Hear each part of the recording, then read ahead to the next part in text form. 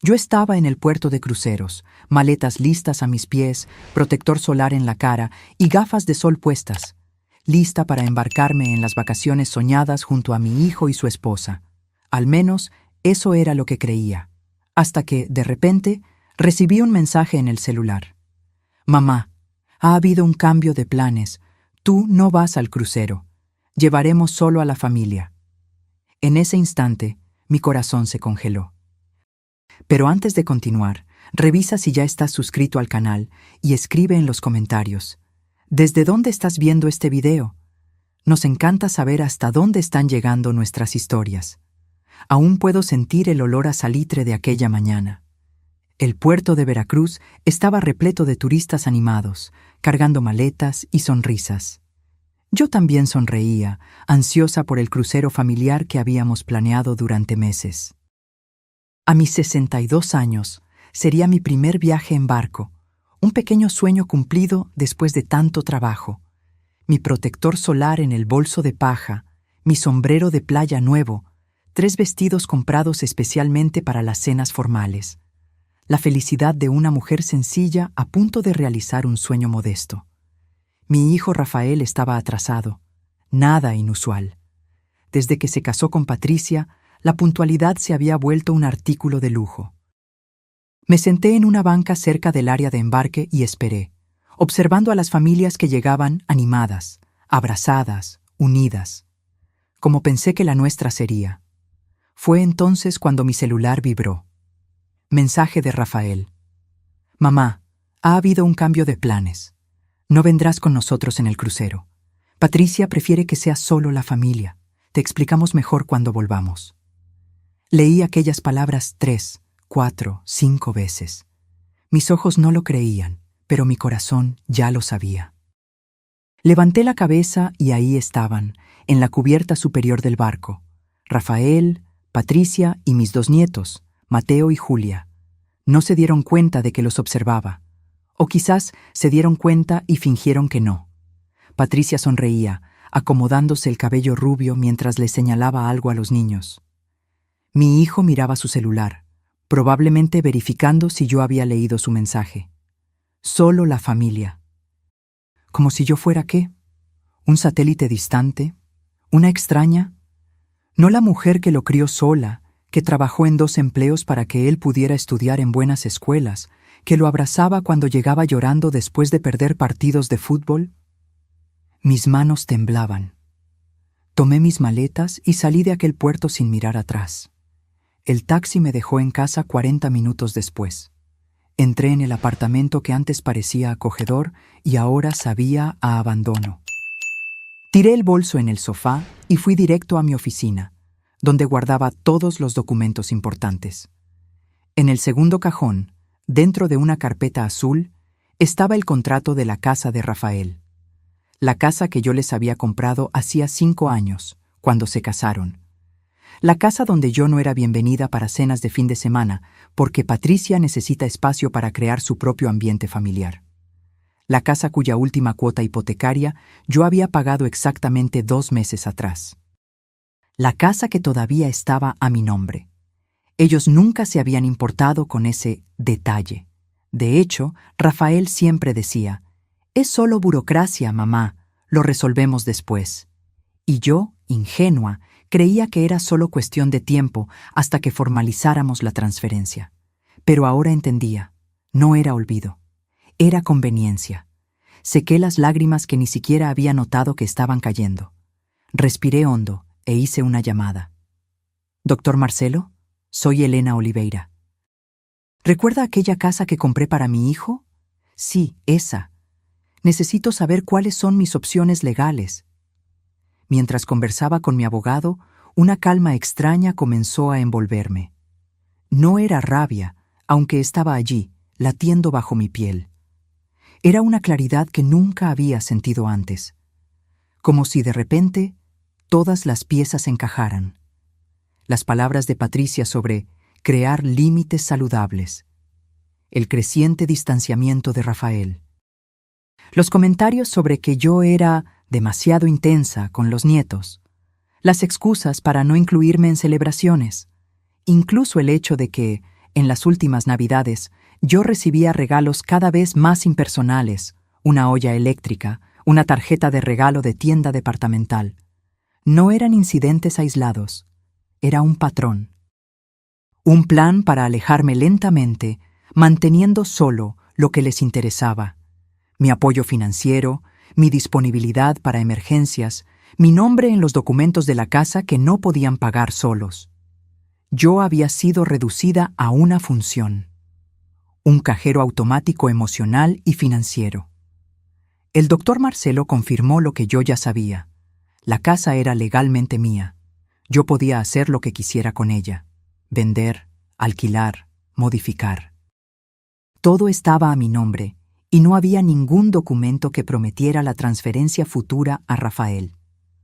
¿Cuánto tiempo tardaría en completar una venta?, pregunté, sorprendiéndome con la firmeza en mi propia voz. ¿Con un comprador interesado? 2 semanas, quizás menos si aceleramos el proceso. El crucero duraría 10 días. Abrí mi notebook y tecleé un correo electrónico a Teresa, mi amiga agente inmobiliaria. Necesito vender una casa rápidamente. Es una cuestión de dignidad. Aquella noche no lloré más. Preparé un té de manzanilla, me senté en el balcón y observé la ciudad de Guadalajara iluminada. Por primera vez en años, no estaba pensando en Rafael, en Patricia o en los nietos. Estaba pensando en mí. ¿En quién era yo antes de convertirme en la mamá de Rafael o en la abuela de los niños? Recordé a la Elena que amaba bailar, que soñaba con conocer París, que tenía amigos e intereses propios. La Elena que había sido gradualmente borrada para dar lugar a una versión conveniente de mí misma, una que cabía perfectamente en los rincones de la vida de ellos, sin molestar, sin ocupar demasiado espacio. Aquel mensaje en el puerto no había sido solo una exclusión de un crucero. Había sido un recordatorio cruel de que, para ellos, yo ya no era esencial. Era prescindible. Un extra. No familia. Bueno, si era así como querían jugar, yo también tenía mis cartas. Y era hora de usarlas. Tomé mi diario y comencé a escribir un plan. No por venganza, aunque había un sabor amargo de justicia en todo eso. Era por supervivencia. Era por amor propio. Mientras el barco de ellos se alejaba de la costa brasileña, yo comenzaba a trazar mi propio curso. Un curso donde, por primera vez en décadas, yo era la prioridad. La semana siguiente pasó en un torbellino de acciones calculadas. Teresa, mi amiga agente inmobiliaria, encontró una pareja interesada en solo 3 días. Jóvenes, sin hijos, con dinero en efectivo. Agendamos una visita para el día siguiente. Necesité una excusa para entrar en la casa de Rafael. Después de todo, aunque fuera legalmente mía, ellos la consideraban su hogar. Usé la llave que siempre mantuve. Para emergencias, mamá, Rafael decía, y entré con la sensación extraña de estar invadiendo un espacio que me pertenecía en el papel, pero no en el corazón de ellos. Vine a recoger algunas plantas para cuidar mientras viajan, le dije a la vecina curiosa que me observaba desde el jardín. Ella sonrió, creyendo. Después de todo, yo era la madre dedicada de Rafael, conocida por todos en el vecindario. Dentro de la casa, fui recibida por el silencio y las memorias. Recordé el día en que les entregué las llaves, el abrazo emocionado que Rafael me dio, las lágrimas de gratitud en los ojos de Patricia. ¿Cómo aquello se había transformado en solo familia en tan poco tiempo? Mientras caminaba por las habitaciones, noté las señales de mi gradual exclusión. En las fotos en las paredes, yo aparecía cada vez menos. En los últimos portarretratos, no estaba en ninguno. En las estanterías, ningún libro que yo había regalado estaba expuesto. Incluso la colcha que tejí para ellos estaba guardada en el armario, sustituida por una comprada en tienda departamental. En la oficina de Rafael, abrí los cajones en busca de cualquier documento relacionado con la casa. Fue cuando encontré un sobre con el membrete de un abogado. Dentro, un borrador de documento titulado Transferencia de propiedad. Fechado hacía 3 meses, pero nunca firmado o presentado a mí. El texto era claro. Planeaban pedir la transferencia de la casa a nombre de ellos tan pronto como se pagara la última cuota, o sea, hacía 2 meses. Pero algo se lo impidió. Quizás calcularon que yo no aceptaría fácilmente. O quizás estaban esperando el momento perfecto para abordar el asunto cuando yo estuviera emocionalmente vulnerable. Guardé el documento en mi bolso. Evidencia. No es que necesitara más motivos para seguir con mi plan, pero aquello confirmaba mis sospechas. No fue un olvido, fue una estrategia. Al día siguiente, la pareja interesada visitó la casa. Camila y Roberto, ambos médicos, se enamoraron del inmueble. «Es perfecto para nosotros», dijeron, sin saber del drama que envolvía aquellas paredes. Hicieron una oferta por encima del valor de mercado, con pago en efectivo y plazo de conclusión en 1 semana. «¿Estás segura de esto, Elena?», preguntó Teresa cuando firmamos los primeros documentos. «Nunca estuve tan segura», respondí, sorprendiéndome a mí misma con la firmeza en mi voz. El doctor Marcelo, mi abogado, se encargó de toda la parte legal. Explicó que, como propietaria registrada, yo tenía todo el derecho de vender el inmueble. Ellos no pueden alegar sorpresa o desconocimiento, ya que la propiedad siempre estuvo claramente a su nombre, explicó. La venta se concluyó en tiempo récord. El dinero fue depositado en mi cuenta y los nuevos propietarios recibirían las llaves el 27 de julio, un día antes del regreso del crucero. Había un detalle más que resolver. ¿Qué encontrarían al volver? No quería simplemente desaparecer. Quería que entendieran las consecuencias de sus elecciones. Entonces, escribí una carta. Rafael y Patricia, la casa que ustedes llamaban hogar, fue vendida. Legalmente siempre fue mía, como bien sabían. Así como sabían que terminé de pagar la hipoteca hace 2 meses, usando mi jubilación. Cuando recibí su mensaje diciendo que yo no era familia suficiente para acompañarlos en el crucero, entendí finalmente mi lugar en su vida. Un lugar conveniente, periférico, disponible solo cuando era necesario. Los nuevos propietarios se mudarán mañana. Sus pertenencias personales han sido almacenadas en un depósito pagado por 3 meses. La llave y la dirección están con el doctor Marcelo Almeida, cuyo contacto está adjunto. No se preocupen en buscarme. Así como ustedes necesitaban espacio para crecer como familia, yo también necesito espacio para redescubrir quién soy, además de una madre y abuela desechable. Elena. Guardé la carta en un sobre y lo dejé sobre la mesa de la cocina, donde seguramente sería lo primero que verían. Junto a él, coloqué una copia de la escritura de la casa y del contrato de venta. En la última noche, antes de entregar las llaves a los nuevos propietarios, hice algo que no hacía en años: bailar. Puse a Elis Regina a sonar en mi celular y giré por la sala vacía, ahora sin muebles, despojada de las falsas sonrisas en las fotografías, limpia de las mentiras no dichas. «Tu familia ahora está sin techo», susurré al eco de la casa vacía. Aquel baile no era una celebración de venganza. Era un ritual de liberación. Durante años me había definido por los papeles que desempeñaba en la vida de los demás. Madre de Rafael, suegra de Patricia, abuela de Mateo y Julia, cajero automático emocional y financiero. Buen ejemplo. Siempre disponible. Nunca de más. Mientras daba vueltas en la sala vacía, sentí el peso de esos papeles desprendiéndose de mí.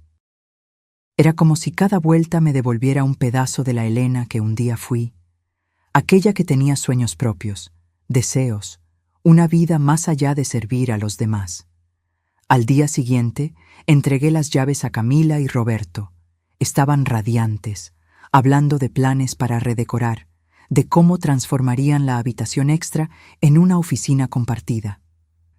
«La energía de esta casa es especial», dijo Camila. «Se puede sentir que hubo mucho amor aquí».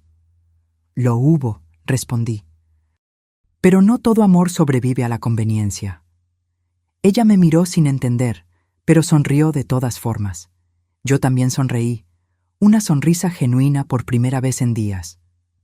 Mientras salía por el portón por última vez, sentí una mezcla de emociones que no conseguía nombrar. No era exactamente paz, ni venganza, ni tristeza. Era el alivio doloroso de finalmente ver la realidad tal como es, no como deseamos que sea. Volví a mi apartamento en la Ciudad de México e hice una llamada. «María», le dije a mi hermana, «aquel viaje a París que siempre soñamos. ¿Qué tal el mes que viene?» Colgué antes de que ella pudiera responder, enviando a continuación los pasajes que había comprado aquella mañana. Era hora de vivir mis propios sueños, no solo de financiar los de los demás.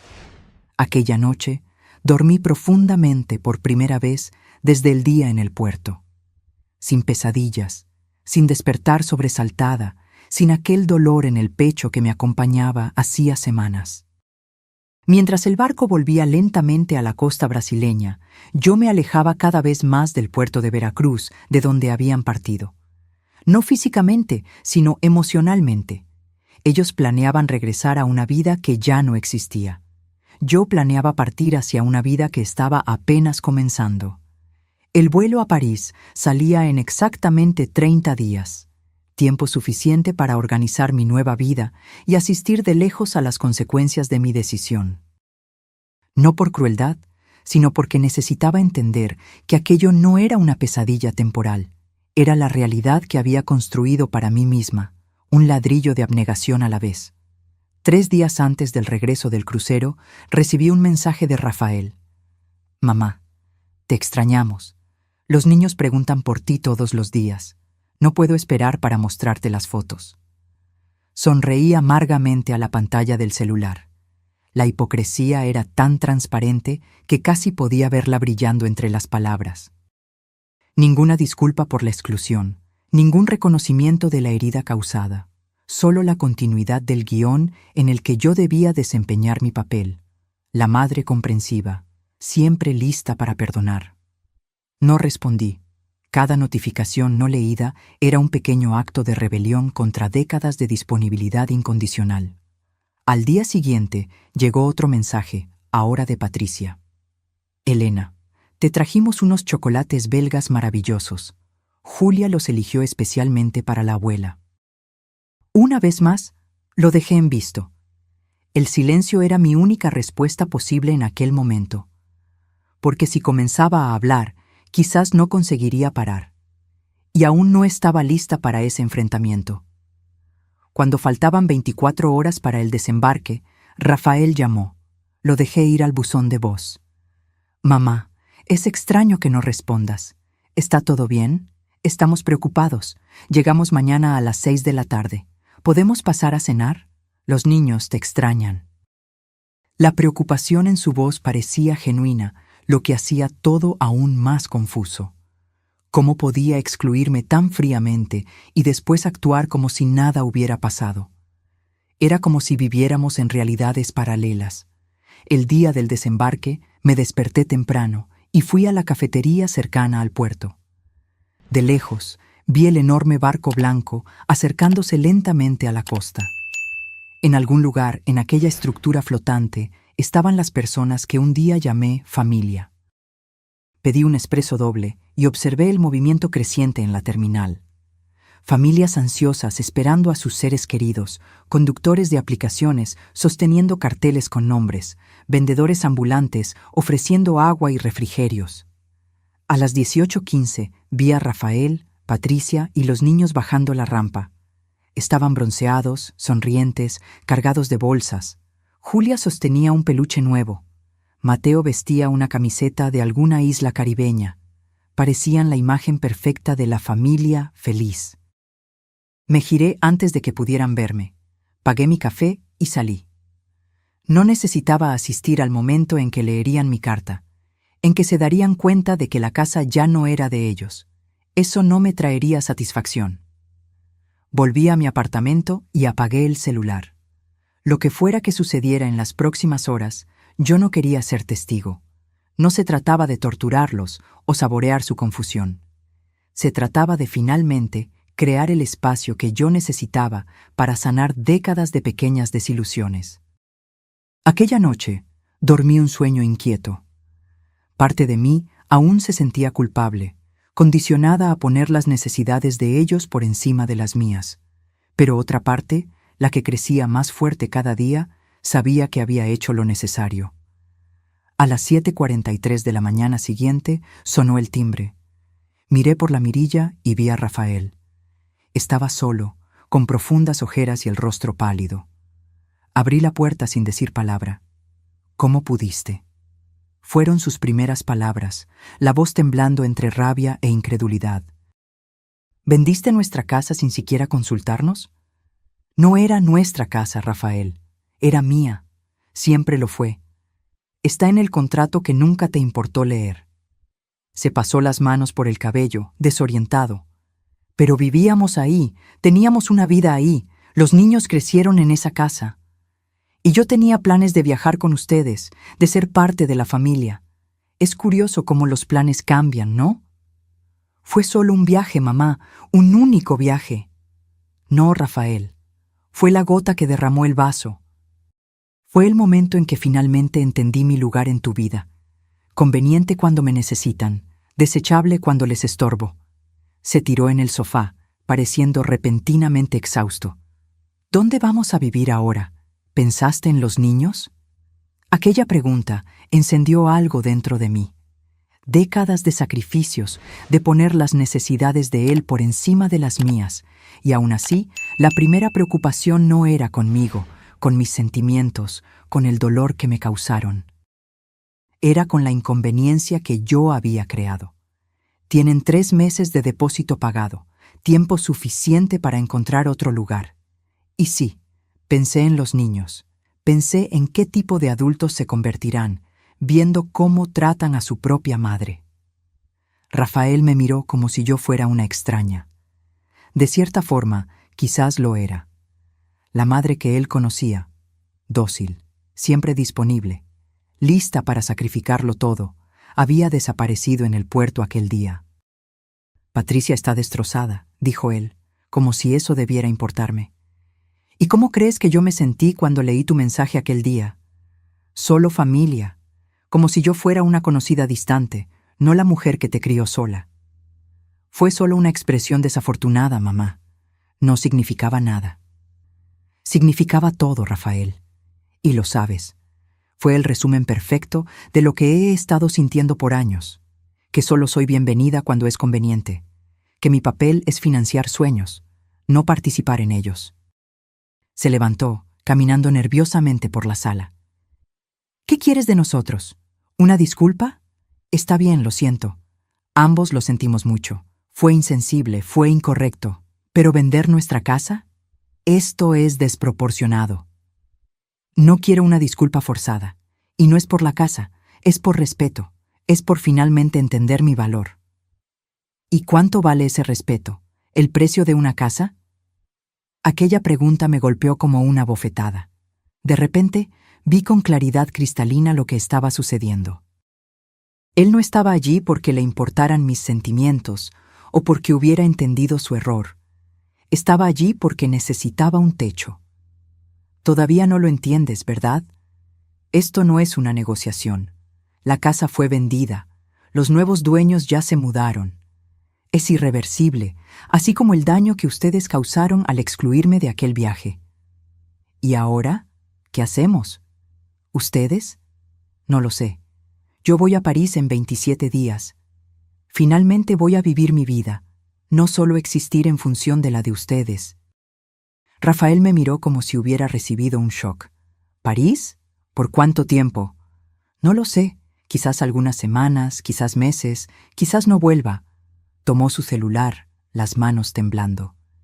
«Necesito contárselo a Patricia. Ella no lo va a creer. Dile que finalmente entendí lo que significa familia. Es algo pequeño, cerrado en sí mismo, que eventualmente se desintegra». Cuando Rafael salió, cerrando la puerta detrás de sí, sentí un peso enorme siendo levantado de mis hombros. No era felicidad, ni venganza satisfecha. Era simplemente el alivio de finalmente haber dicho las verdades que guardé por tanto tiempo. Tomé mi notebook y abrí el correo electrónico de la aerolínea. El billete a París brillaba en la pantalla como una promesa, no de fuga, sino de recomienzo. A mis 62 años estaba a punto de iniciar un capítulo enteramente nuevo, un capítulo en el que yo era la protagonista, no solo un personaje secundario en la historia de otra persona. En los días siguientes, los mensajes y llamadas no paraban. Rafael, Patricia, incluso amigos en común que fueron activados para intentar traerme a razón. Cada notificación del celular me hacía respirar hondo, buscando fuerzas para mantener mi decisión. Elena, no puedes simplemente desaparecer y dejar a tu hijo y nietos en la calle, dijo Marta, mi amiga de décadas, en un audio de WhatsApp.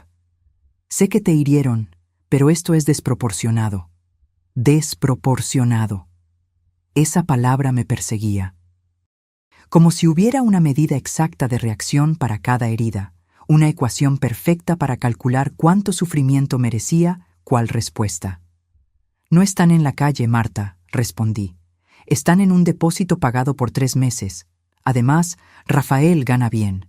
Siempre dijo que la casa era demasiado pequeña para ellos.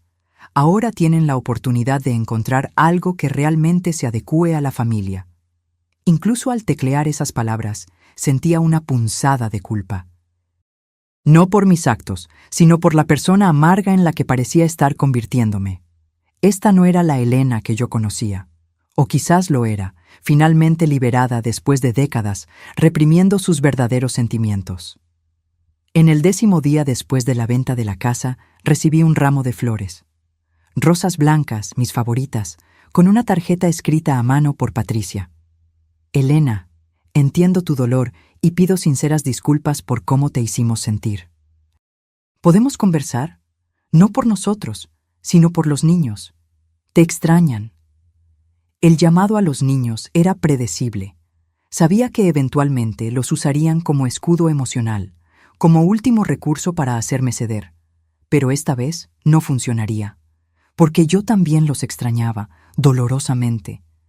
Pero necesitaba romper el ciclo que había creado, donde mi amor incondicional era dado por sentado y explotado. Puse las flores en un jarrón, tomé una foto y se la envié a Patricia con una única palabra. Gracias. No era un perdón, ni una apertura al diálogo. Era un reconocimiento civilizado del gesto, nada más. Faltando 2 semanas para mi viaje, recibí una visita inesperada. Julia, mi nieta de 7 años, acompañada por la niñera. Abuela, corrió a mis brazos tan pronto como abrí la puerta. Te extrañé tanto. ¿Por qué no viniste a visitarnos a la casa nueva? Mi corazón se encogió. Los niños, claro, no tenían culpa de nada. Eran solo peones en ese juego de ajedrez emocional que los adultos jugaban. También te extrañé, mi amor, respondí, abrazándola fuerte. Solo necesité resolver algunas cosas. La niñera me entregó un sobre. La señora Patricia pidió entregárselo personalmente. Dentro, una invitación formal para una cena en la nueva casa que habían alquilado. Para recomenzar como familia, decía la tarjeta, en caligrafía elegante. Aquella noche me senté con mi diario y sopesé mis opciones. Ir a la cena sería señalar que todo podría volver a la normalidad, que bastaba una disculpa formal para borrar años de pequeñas humillaciones. No ir sería confirmar la imagen que probablemente estaban construyendo, la de la vieja amargada y vengativa. Tomé el teléfono y llamé a Rafael. Recibí la invitación, dije, sin rodeos. ¡Qué bien! Él parecía genuinamente aliviado. ¿Entonces vendrás? No, Rafael, no iré. Silencio del otro lado de la línea. Mamá, estamos intentando arreglar las cosas. ¿Qué más quieres de nosotros? No quiero nada de ustedes. Y ese es el punto. Durante años, ustedes me quisieron disponible cuando era conveniente e invisible cuando no lo era. Ahora estoy eligiendo ser no disponible para ustedes y visible para mí misma. Pero ¿y los niños? Ellos no tienen la culpa de todo esto. Estoy de acuerdo, y por eso mantendré contacto con ellos. Pero en mis términos, no en los de ustedes. ¿Qué términos son esos? Su voz tenía un toque de irritación mal disimulada. Los llevaré a pasar un fin de semana conmigo, una vez al mes. Sin ustedes. Así como ustedes querían un crucero sin mí, quiero tiempo con mis nietos sin ustedes. Esto es ridículo, mamá. Estás usando a los niños como moneda de cambio. No, estoy estableciendo límites, algo que debí haber hecho hace mucho tiempo. Colgué antes de que él pudiera responder. Mis manos temblaban, pero no de miedo o arrepentimiento. Era la adrenalina de finalmente confrontar las dinámicas tóxicas que yo había permitido establecerse. Al día siguiente, Patricia apareció en mi puerta. Estaba impecablemente vestida, como siempre, pero su rostro traicionaba noches mal dormidas. Elena, ¿podemos conversar? ¿Solo nosotras dos, mujer a mujer? Hice un gesto para que entrara, ofrecí un café que ella rehusó y nos sentamos frente a frente en la sala. ¿Qué te pasó?, preguntó ella, su tono entre preocupado y acusatorio. Esta no es la Elena que conocemos. Tienes razón, no lo es. Aquella Elena murió en el puerto cuando leyó el mensaje de su hijo diciendo que no era familia suficiente para un crucero. Patricia bajó los ojos. Fue un error terrible. Estábamos estresados con los preparativos. Yo no me sentía bien con mi madre enferma. Fue una decisión impulsiva. Impulsivo sería olvidar avisarme sobre una cena. Excluirme deliberadamente de un viaje familiar es una elección consciente, una que revela exactamente lo que piensan sobre mi lugar en la familia. Patricia suspiró, ajustándose el collar de perlas que yo le había regalado la Navidad pasada.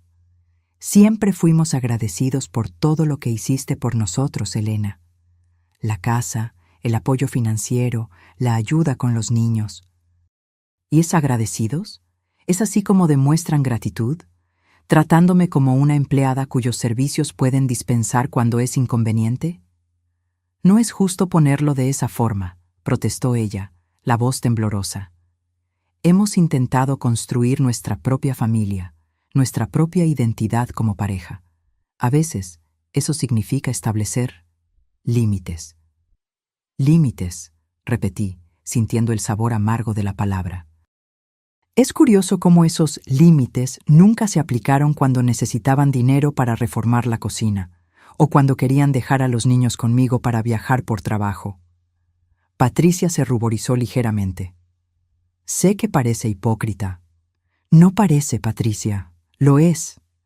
Ella respiró hondo, como si reuniera coraje. ¿Qué puedo hacer para arreglar esto? Estamos realmente arrepentidos. La miré, realmente la miré, buscando señales de sinceridad en su rostro perfectamente maquillado. Había algo allí, no arrepentimiento genuino, quizás, pero ciertamente la comprensión de las consecuencias. No hay nada que arreglar, respondí tranquilamente. Ustedes hicieron sus elecciones, yo hice las mías. Ahora vivimos con ellas. ¿Pero y los niños? Necesitamos encontrar alguna estabilidad para ellos. Como le dije a Rafael, seguiré presente en la vida de ellos, en mis términos. ¿Fines de semana sin nosotros? Su tono traicionaba irritación. ¿Como si no fuéramos confiables con nuestras propias hijas? No es cuestión de confianza, Patricia. Es cuestión de construir mi relación con ellas independientemente de ustedes. Así como ustedes construyeron su familia independientemente de mí. Patricia se levantó, alisándose la falda como hacía cuando estaba incómoda. Has cambiado, Helena. Sí, cambié. Debí haber cambiado hace mucho tiempo. Después de que ella salió, me sentí extrañamente ligera. No había gritado, no había llorado. Simplemente había dicho las verdades que necesitaban ser dichas, sin drama o rencor excesivo. La Elena de antes habría cedido, habría aceptado cualquier migaja de reconciliación, hambrienta por aprobación e inclusión. Pero esta nueva Elena, o quizás la Elena original, que había sido sofocada por años de abnegación, exigía respeto, no solo migajas de atención. En la semana siguiente, antes de mi viaje, cumplí mi promesa. Busqué a Julia y Mateo para pasar un día conmigo. Los llevé al zoológico, compramos helado, tomamos fotos tontas, hablamos de todo y nada. Sus amigos de la escuela, los animales favoritos, el libro que Julia estaba leyendo. En ningún momento mencioné a sus padres o la situación entre nosotros adultos. Eran niños, merecían ser librados de los dramas de los adultos. Cuando los dejé de vuelta, Rafael me esperaba en la puerta, tenso. ¿Se divirtieron?, preguntó, intentando sonar casual. Mucho, respondí, manteniendo la misma ligereza forzada. Trajeron los dibujos que hicieron para ti. Gracias por hacer esto, dijo, pareciendo genuinamente agradecido, por no alejarlos de ti por causa de todo esto. Nunca haría eso, Rafael, no soy como ustedes. El comentario lo golpeó como era esperado, pero él solo asintió aceptando el golpe. ¿Cuándo vuelves de París?, preguntó, cambiando de tema. No lo sé, quizás nunca. ¿Estás hablando en serio? Había pánico genuino en su voz. Por primera vez en décadas, estoy poniendo mis necesidades en primer lugar. Me quedaré el tiempo que sea necesario para redescubrirme. ¿Y si te necesitamos? ¿Y si los niños te necesitan? Sonreí, no con alegría, sino con la certeza de quien finalmente entendió su valor. Sobrevivieron sin mí durante 10 días de crucero. Estoy segura de que sobrevivirán durante mi viaje. En la noche antes del vuelo a París, hice algo que venía posponiendo. Abrí la caja donde guardaba todos los recuerdos de Rafael, fotos de su infancia, dibujos escolares, su primer zapatito. Cada artículo contaba la historia de un amor incondicional que había sido lentamente transformado en conveniencia. No tiré nada a la basura, ni guardé la caja en el fondo del armario. Simplemente la observé, reconociendo que aquellas memorias formaban parte de mí, así como el dolor de la exclusión reciente. No necesitaba negar el pasado para abrazar el futuro. En la mañana siguiente, mientras el taxi me llevaba al aeropuerto, recibí un mensaje de Rafael. «Buen viaje, mamá. Te amamos, aunque no lo creas ahora». No respondí. No porque no creyera en el amor de ellos, sino porque había aprendido que amor sin respeto es solo una palabra vacía, una excusa para continuar comportamientos perjudiciales. El avión despegó puntualmente a las 10:25. Mientras Brasil quedaba atrás, me sentí como si estuviera respirando libremente por primera vez en años. No era solo un viaje geográfico, era una jornada hacia dentro de mí misma, para redescubrir la Elena que existía antes de ser la mamá de Rafael o la abuela de los niños. La Elena que tenía sueños propios, deseos, una vida que no se resumía a servir a los demás. La azafata sirvió champaña en la clase ejecutiva, un lujo que me había permitido con parte del dinero de la venta de la casa. Levanté la copa en un brindis silencioso, no al fin de una familia, sino al comienzo de mí misma. París me recibió con lluvia fina y cielo gris, pero ni eso disminuyó el encanto del momento. María, mi hermana, esperaba en el aeropuerto con un paraguas colorido y una enorme sonrisa. «Bienvenida a tu nueva vida», dijo ella, abrazándome con fuerza. María siempre fue mi opuesto. Nunca se casó, nunca tuvo hijos, construyó una carrera internacional y vivía entre París y Cancún hacía décadas. Mientras yo dedicaba mi vida a Rafael, ella dedicaba la suya a sí misma. Durante años sentí una superioridad velada en relación a sus elecciones, como si mis sacrificios maternos fueran de alguna forma más nobles que su vida egoísta, como solíamos llamar en nuestras conversaciones familiares. Ahora, a mis 62 años, yo comenzaba a cuestionar quién realmente había tomado las elecciones más sabias. «¿Cómo te sientes?», preguntó María mientras su chofer nos llevaba por el tráfico parisino. Libre, asustada, culpable, todo al mismo tiempo. Ella rió. «Bienvenida a la vida real, hermana, donde ninguna emoción existe aislada y todas las decisiones tienen un precio».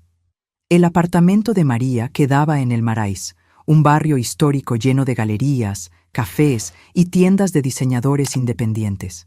Su estilo de vida sofisticado siempre me pareció extravagante, casi frívolo. Ahora veía cómo ella había creado una vida que reflejaba exactamente quién era ella, sin concesiones, sin sacrificios innecesarios. Preparé la habitación de huéspedes, pero creo que necesitamos encontrar tu propio espacio pronto, dijo ella, mientras me mostraba la linda habitación con vista a un patio interno. ¿Cuánto tiempo planeas quedarte? No sé, respondí honestamente. Nunca planeé nada más allá de la venta de la casa y la compra del pasaje. Perfecto, María sonrió. Las mejores jornadas son las que no tienen un guión definido. En los días siguientes, me sumergí en París como una sedienta en el oasis. Visitamos museos, nos sentamos en cafés observando gente, caminamos por horas a lo largo del Sena. Yo absorbía cada momento como una esponja, llenando el vacío que ni sabía que existía dentro de mí. Mi celular permanecía mayoritariamente apagado.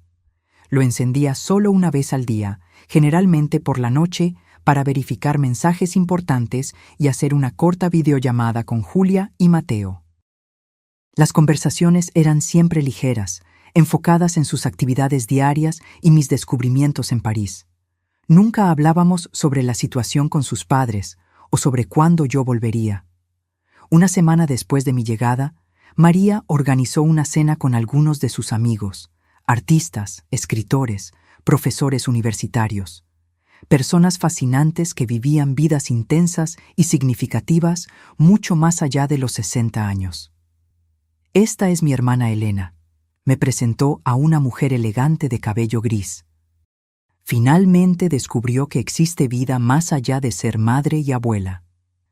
En otro momento me habría ofendido con esa descripción. Pero aquella noche, entre risas y copas de vino tinto, reconocí la verdad en las palabras de ella. ¿Y qué haces, Elena?, preguntó Philippe, un profesor de literatura comparada. Estoy redescubriendo quién soy, respondí, sorprendida con mi propia honestidad. Pasé décadas siendo definida por mis papeles en la vida de los demás. Ahora estoy escribiendo mi propia definición. Ah, una jornada de autodescubrimiento. Él sonrió. La más importante de todos los viajes. Aquella noche fue reveladora. Por primera vez en décadas fui vista y apreciada como Elena, no como la madre de alguien, la abuela de alguien, la suegra de alguien.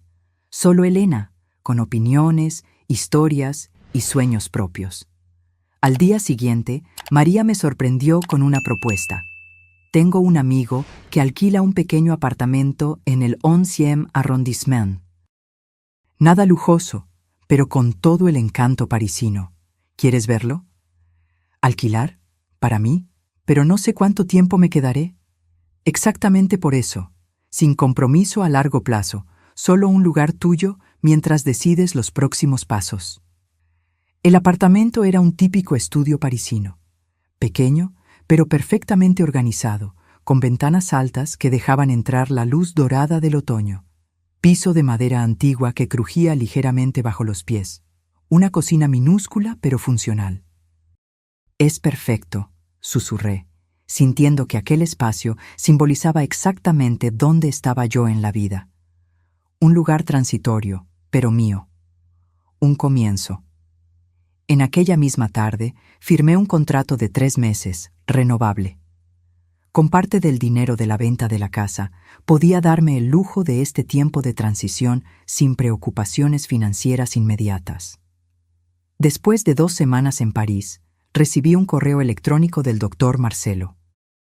Rafael había contratado un abogado y estaba amenazando con contestar la venta de la casa, alegando que había un acuerdo verbal de que el inmueble sería eventualmente de él.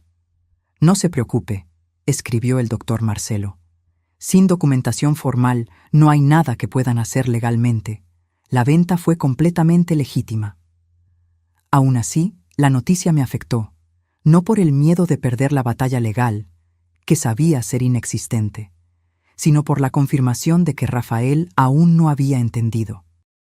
Él continuaba viendo la situación como una injusticia contra él, no como una consecuencia de sus propias acciones. Aquella noche lo llamé por primera vez desde mi partida. ¿Por qué el abogado, Rafael? ¡Mamá! Él sonó genuinamente sorprendido al oír mi voz. ¿Dónde estás? Estábamos preocupados. En París, como dije que estaría. ¿Por qué contrataste un abogado? Silencio del otro lado.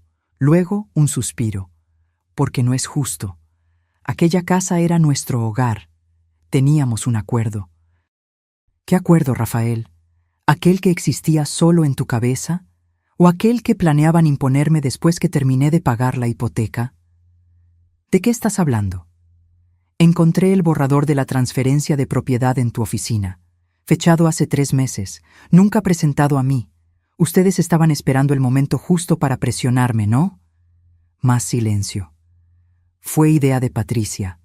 Finalmente admitió, la voz baja.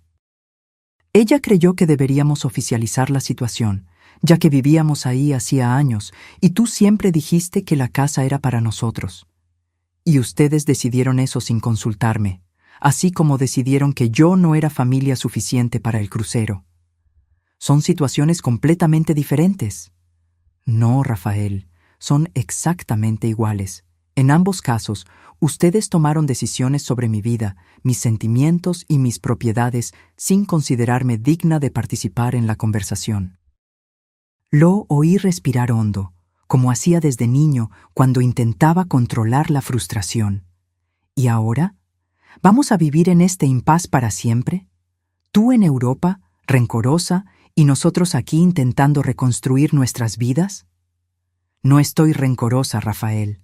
Estoy finalmente viviendo mi propia vida, no la que ustedes diseñaron para mí como un papel secundario conveniente, y sugiero que retires el proceso legal. Será humillante para ustedes cuando sea rechazado. Has cambiado, mamá. No te reconozco más. Quizás nunca me conociste de verdad, solo la versión de mí que era conveniente para ti. Después de colgar, lloré por primera vez desde que llegué a París. No por la casa, no por el proceso legal, ni siquiera por la relación fracturada con mi hijo. Lloré por la Elena que había pasado décadas sofocada bajo capas de expectativas ajenas, por la mujer que podría haber sido si hubiera establecido límites saludables desde el inicio. En la mañana siguiente, María me encontró en el balcón, observando el movimiento de la calle con una taza de café. ¿Noche difícil?, preguntó, notando mis ojos hinchados. Rafael contrató un abogado. Quiere contestar la venta de la casa. María soltó una risa seca. Claro que sí. Cuando las personas pierden sus privilegios, lo llaman injusticia. Él es mi hijo, María, a pesar de todo. Sí, y tú lo amas. Pero amar no significa dejarse explotar. Tú no quitaste nada que fuera legítimamente de él. Solo paraste de dar lo que era legítimamente tuyo. Las palabras de ella resonaron profundamente. Durante toda mi vida había confundido amor con sacrificio, generosidad con abnegación. Como si amar significara necesariamente disminuirse, volverse menos para que el otro pudiera ser más.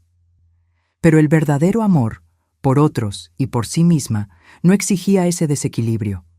No pedía que yo desapareciera para que otros pudieran brillar. Aquella tarde hice algo que nunca había hecho antes. Me inscribí en un curso de pintura en acuarela. Una pasión adolescente que había abandonado cuando quedé embarazada de Rafael, considerándola un pasatiempo frívolo, incompatible con las responsabilidades maternas. El taller quedaba en un edificio antiguo en Montmartre, con ventanas enormes que enmarcaban los tejados de París como una pintura viva.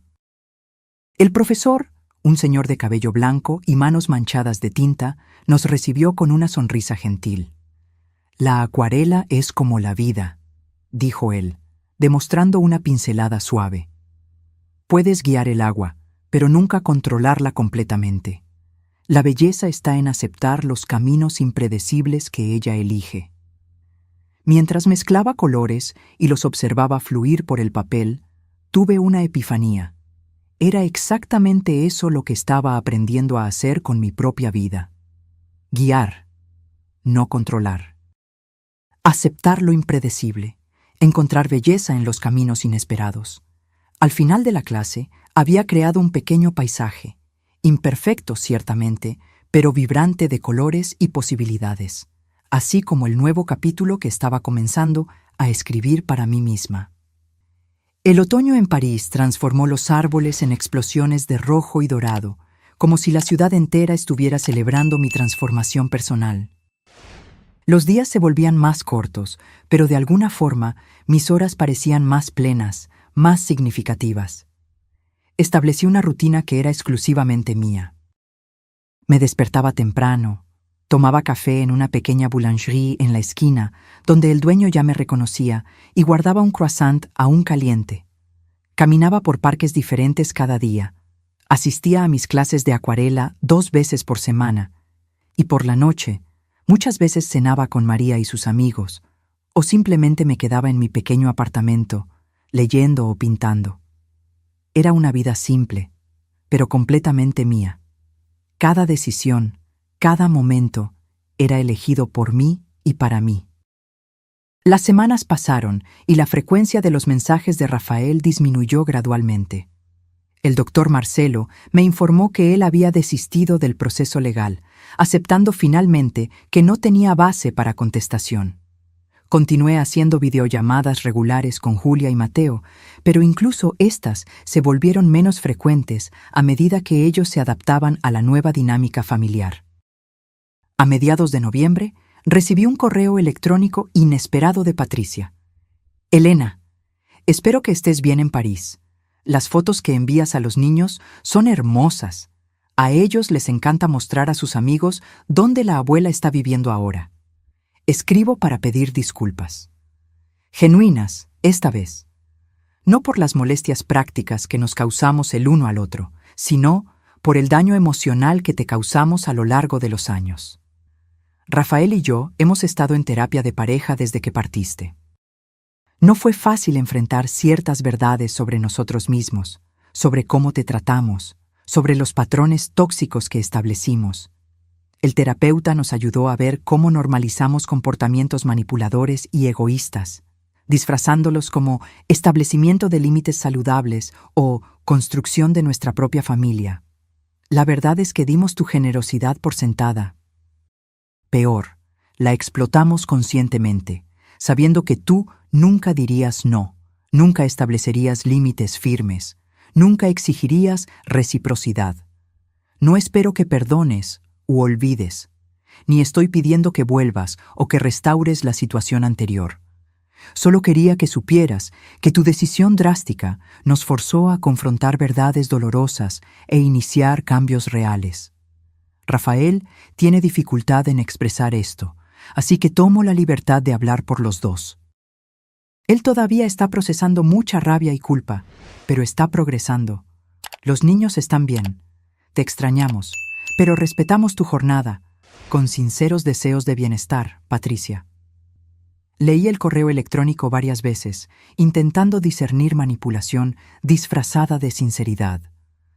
Pero algo en esas palabras sonaba diferente de los intentos anteriores de reconciliación. No había pedidos implícitos, ninguna mención a la casa o a la situación financiera, ninguna tentativa de usar a los niños como palanca emocional. Le mostré el correo electrónico a María durante la cena aquella noche. ¿Qué opinas?, pregunté, mientras ella leía atentamente. Parece sincero, dijo finalmente, devolviendo mi tablet. Pero la cuestión importante es, ¿qué opinas tú? Reflexioné por un momento. Creo que están finalmente entendiendo, no solo lo que hice, sino por qué lo hice. ¿Y eso cambia algo para ti? No sé, respondí honestamente. No estoy lista para perdonar completamente, ni para volver a la dinámica anterior. Ni deberías, María afirmó, sirviendo más vino en nuestras copas. El perdón, cuando llega, debe ser para tu propia paz, no para la comodidad de ellos. E independientemente del perdón, nunca más debes aceptar ser tratada como antes. Asentí, absorbiendo la sabiduría de sus palabras. Aquella noche respondí brevemente a Patricia. Gracias por el correo electrónico. Aprecio la honestidad y el reconocimiento. También estoy en una jornada de autodescubrimiento y sanación. Me alegra que estén buscando ayuda profesional. Los niños son siempre bienvenidos en mi vida, así como la comunicación honesta entre nosotros adultos. Elena. Corto, sin promesas o concesiones, pero también sin hostilidad. Un pequeño paso en dirección a algo nuevo, no una restauración del pasado, sino quizás la construcción de un futuro diferente. Diciembre llegó con luces de Navidad transformando París en una ciudad de cuento de hadas.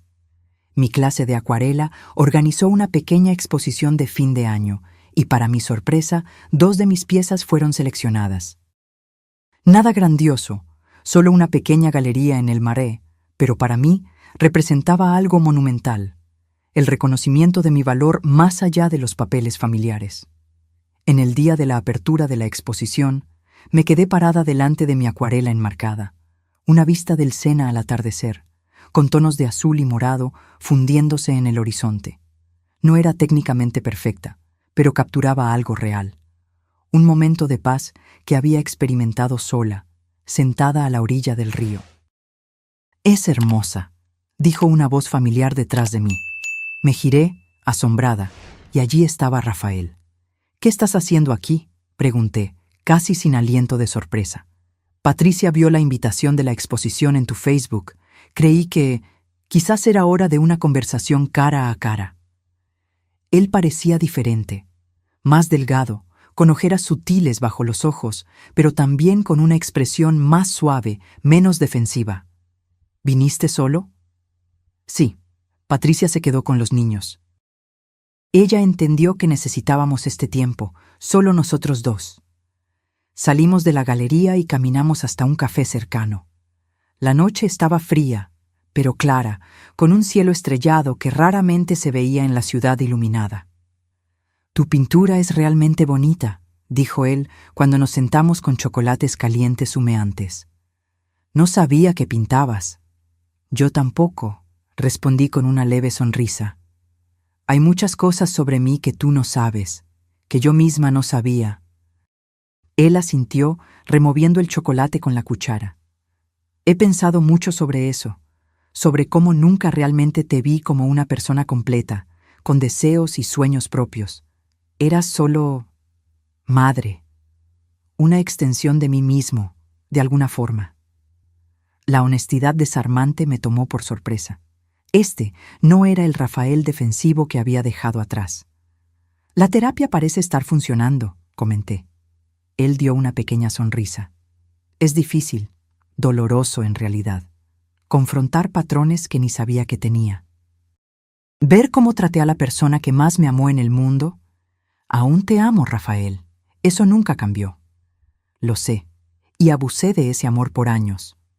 Hizo una pausa, tomando un sorbo de chocolate. «No vine a pedir que vuelvas o que deshagas lo que hiciste. Vine a decir que entiendo y que estoy intentando cambiar, ser mejor». Nos quedamos en silencio por unos momentos, dejando aquellas palabras flotar entre nosotros. «¿Los niños están bien?», pregunté finalmente. «Sí. Te extrañan, pero se están adaptando. Julia ha guardado cada foto que envías en un álbum especial». «¿Y ustedes?». «La casa nueva. Es más pequeña, más simple, pero está funcionando. Patricia volvió a trabajar a medio tiempo. Estamos aprendiendo a vivir con menos, a valorar lo que realmente importa. Siento mucho que haya sido tan difícil para ustedes». Él negó con la cabeza. «No sientas. Fue necesario. Doloroso, sí, pero necesario. Como una cirugía para remover algo tóxico». Las palabras de él hicieron eco de algo que yo misma había sentido. Aquella sensación de que el dolor era necesario para la cura, que algunas heridas necesitaban ser abiertas para finalmente sanar correctamente. «¿Cuándo vuelves a México?», pregunté. «Mañana. Fue un viaje rápido, solo para verte, para esta conversación». «¿Y qué sucede ahora? ¿Entre nosotros?».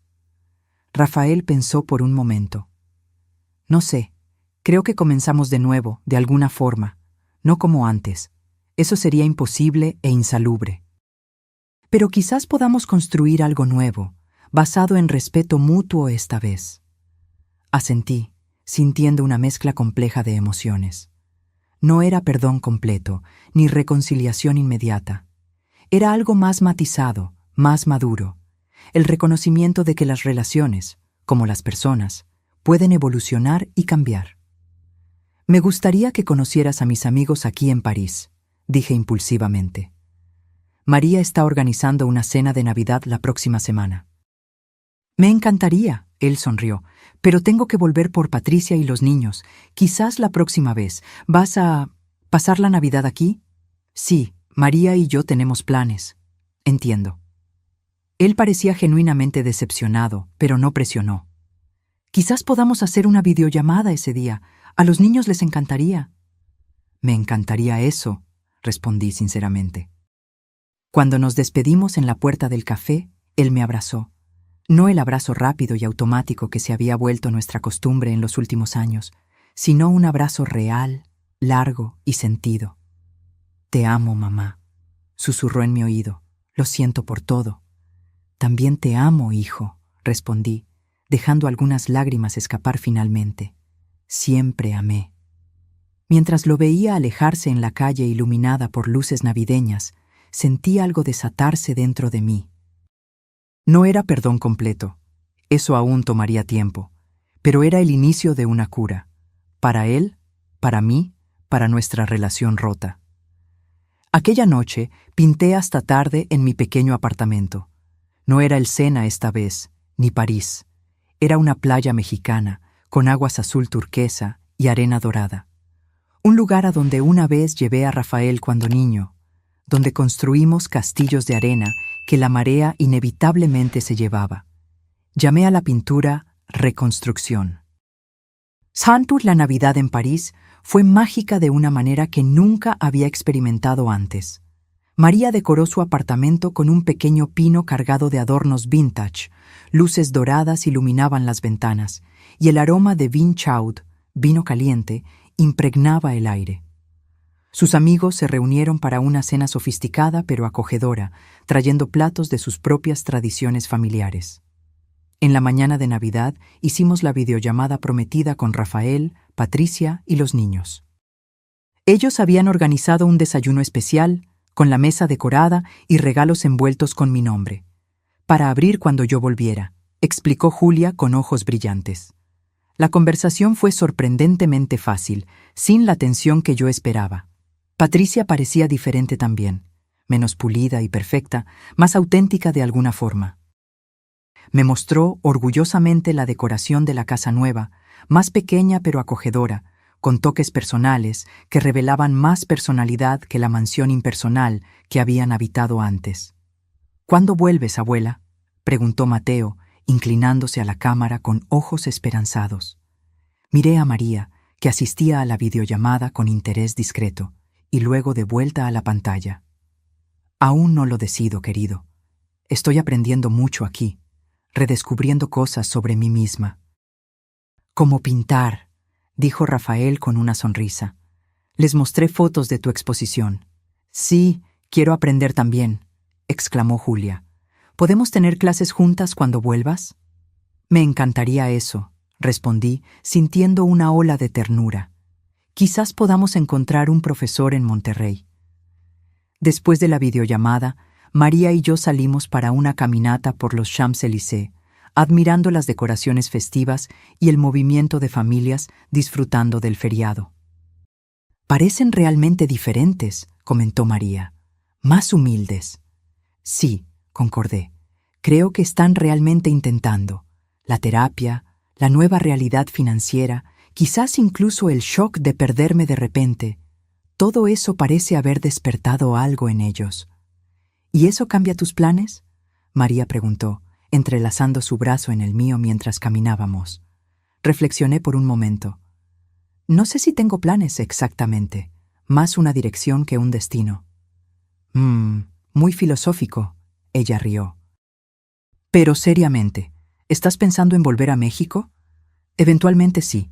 Este es un capítulo maravilloso, pero no el libro entero de mi vida.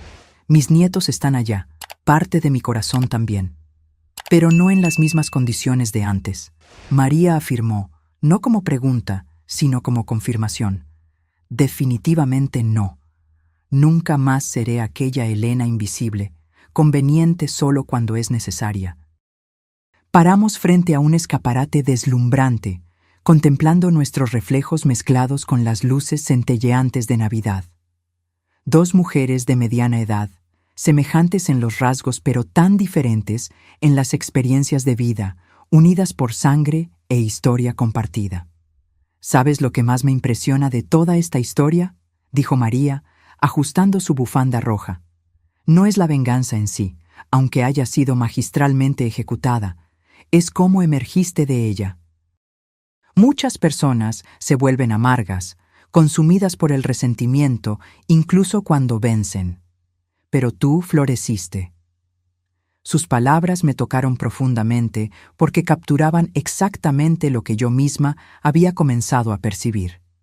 La venta de la casa no había sido el fin de la historia, sino el inicio. No se trataba de castigar a Rafael y Patricia, sino de liberarme de las cadenas invisibles que yo misma había ayudado a forjar a lo largo de los años. AMSA. Enero llegó con nieve ligera cubriendo los tejados parisinos, transformando la ciudad en un paisaje de cuento de hadas. Mi contrato de alquiler estaba llegando a su fin y necesitaba tomar una decisión: renovar por 3 meses más o volver a México. En una tarde particularmente fría, caminando por el jardín de Luxemburgo casi desierto, tomé mi decisión. Era hora de volver.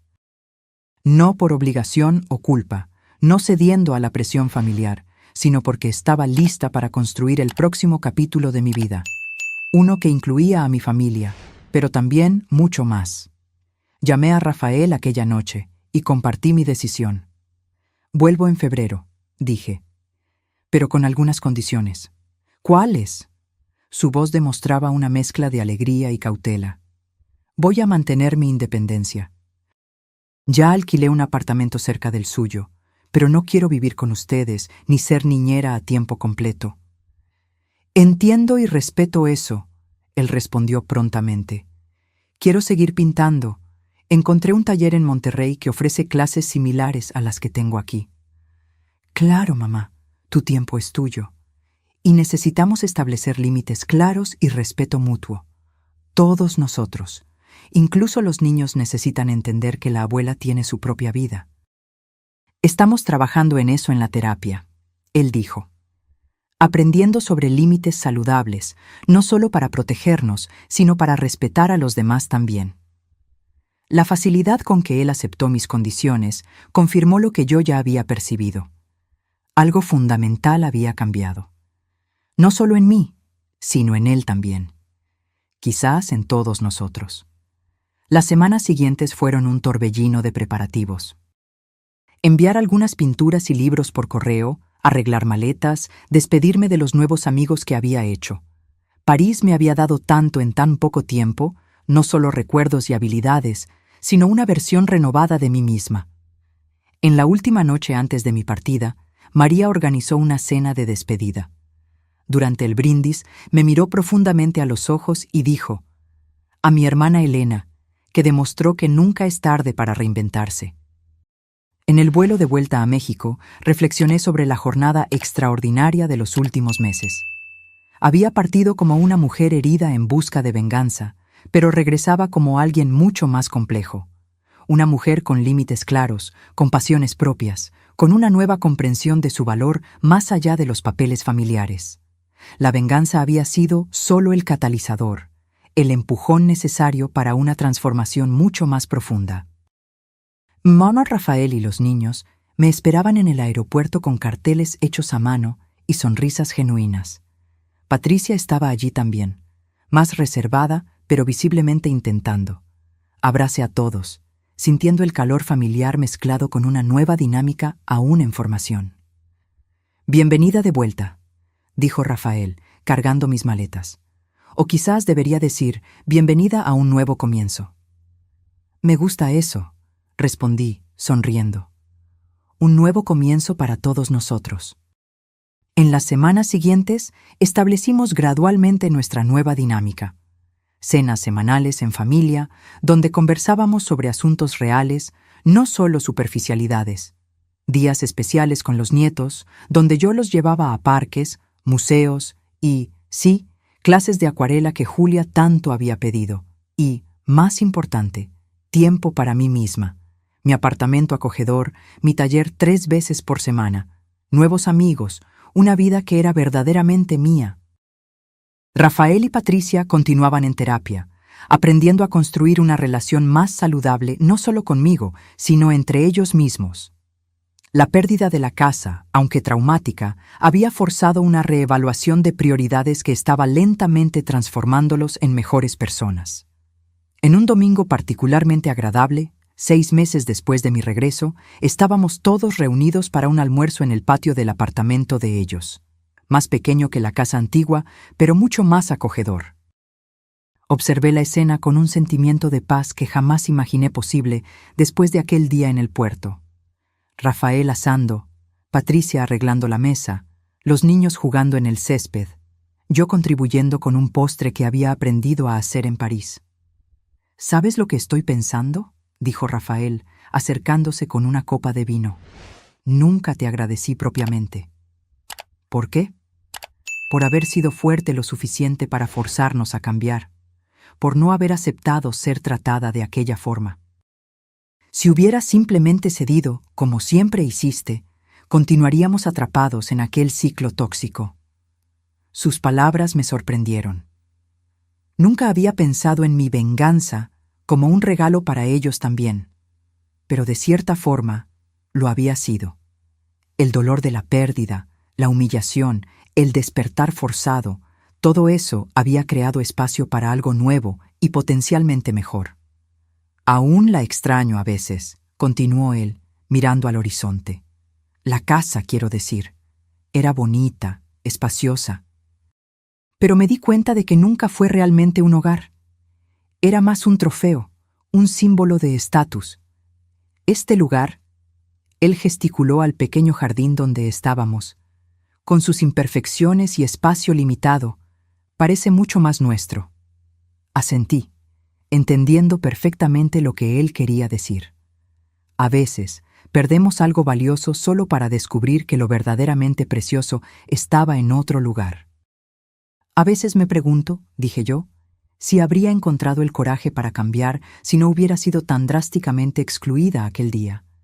Si habría redescubierto la pintura, París, mi independencia.